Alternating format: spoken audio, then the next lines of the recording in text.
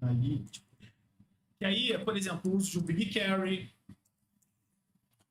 E aí tem outros tipos de bancos de dados analíticos também, tá? E aí, normalmente, e não necessariamente, isso que é importante vocês entenderem.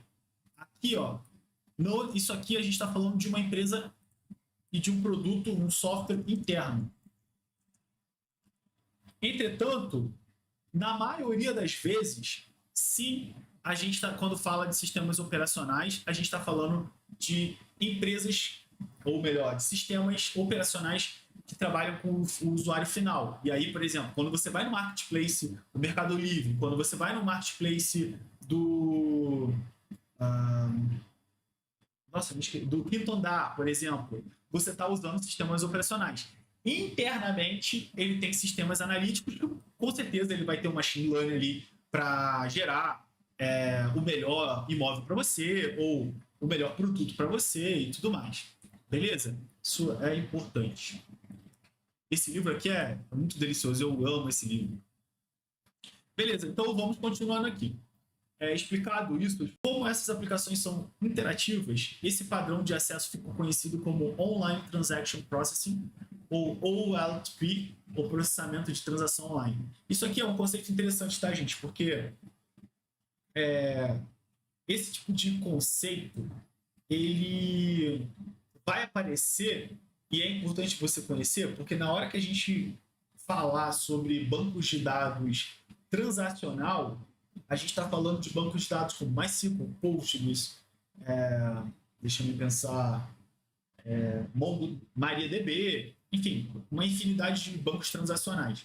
E quando a gente falar do OLAP, que é o Online Analytics Processing, a gente já está falando dos bancos de dados como o BigQuery, por exemplo. Beleza?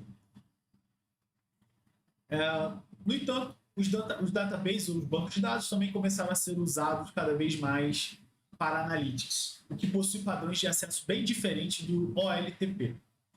Geralmente, um Analytics Query as consultas analíticas, varre um número enorme de registros e calcula estatísticas agregadas, como count, sum, a soma, o average, média, em vez de retornar os registros individuais para o usuário.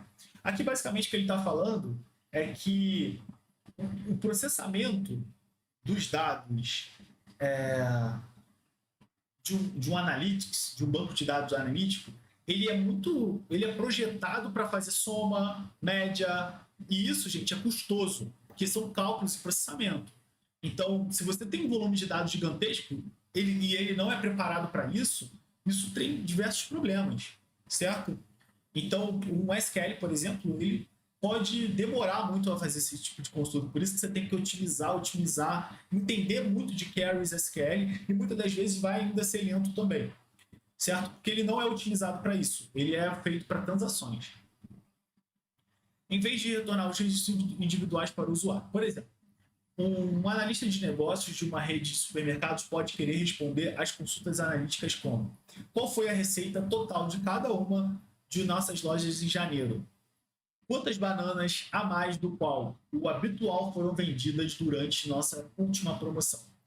E é engraçado porque o machine learning, a IA generativa ou a IA, com certeza eles estão em bancos de dados analíticos, porque são bancos de dados focados em volume de dados gigantescos, tá? Em volumetria de dados assim exacerbados. Qual a marca de comida para bebês é mais frequentemente comprada juntamente com fraldas de marca X? Esse sistema extrai os dados, ele extrai os dados, transforma. O que é transformar? Transformar é, se eu tenho um dado que ele, sei lá, o nome da coluna é name e eu quero que ele se torne deixa eu ver, quero que ele se torne, sei lá, name underline full name, um exemplo. Então eu estou transformando, tá? Que aí a gente fala da normalização desses dados pro BigQuery ou para qualquer banco de dados analítico. E aqui eu faço um load, um carregamento, para, no meu caso aqui, eu envio para o banco de dados analítico.